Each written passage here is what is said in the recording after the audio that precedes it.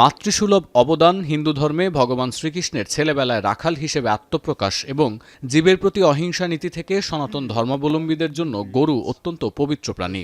দেশ ও সংস্কৃতি ভেদে গরুকে গোমাতা বা মাতা হিসেবে সম্মান জানানোর রীতি আছে হিন্দু অধ্যুষিত অঞ্চলগুলোতে। বিশ্বের সবচেয়ে বড় হিন্দু অধ্যুষিত দেশ ভারতের রাজনীতিতে হিন্দুত্ববাদী চেতনার সঙ্গে খুব নিবিড়ভাবে জড়িত এই গরু। 2020 সালে করোনা মহামারীর সংক্রমণ ঠেকাতে গোমূত্র সেবন নিয়ে জোর প্রচারণা চালায় দেশটির বিভিন্ন হিন্দু সংগঠন, যোগ দেন রাজনৈতিক কর্তা ব্যক্তিরাও। নয়াদিল্লি সহ বিভিন্ন স্থানে বড় জমায়েত করে গোমূত্র পানের আয়োজনও দেখা গেছে। আর গেল এপ্রিলে উত্তরাখণ্ডের বিখ্যাত পঞ্চগায়ত্রী মন্দিরে তীর্থযাত্রীদের জন্য পঞ্চগব্য বা গোমূত্র সহ গরুর 5টি পবিত্র উপাদানের মিশ্রণ সেবন বাধ্যতামূলক করা নিয়েও ভারতে ব্যাপক সমালোচনা হয়েছে। এবার ভারতের উত্তরপ্রদেশে কৃষকদের কাছ থেকে গোমূত্র সংগ্রহের একটি পাইলট প্রকল্প শুরু করেছে যোগী আদিত্যনাথের নেতৃত্বাধীন সরকার। প্রতি লিটার গোমূত্র কেনা হচ্ছে 10 রুপিতে। প্রজেক্টটি সফল হলে ভবিষ্যতে প্রতি লিটার গোমূত্র 20 রুপি দিয়ে কিনবে উত্তরপ্রদেশের সরকার।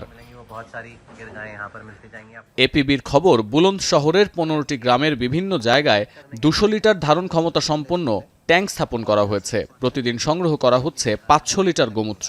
সংগ্রহে সহযোগিতা করা নারীদের প্রতি লিটারে 2 রুপি করে কমিশনও দিচ্ছে উত্তরপ্রদেশের সরকার।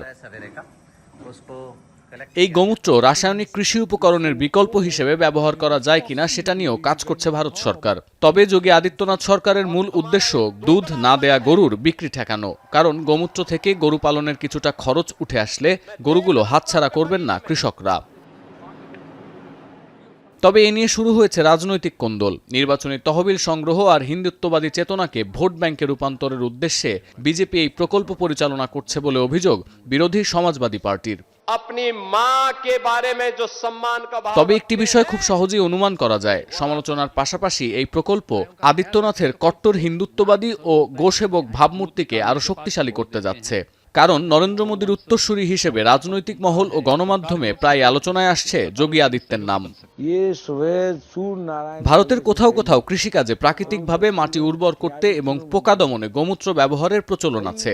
এছাড়াও 2017 সালে সরকারি পৃষ্ঠপোষকতায় আইআইটি দিল্লিতে গোমূত্রের ওষুধি গুণ বা কার্যকারিতা বৈজ্ঞানিকভাবে যাচাইয়ের কাজ হয়েছে, যদিও আশানুরূপ কোনো ফল আসেনি সেখান থেকে। সতীর্থ কর্মকার, এখন বিশ্ব।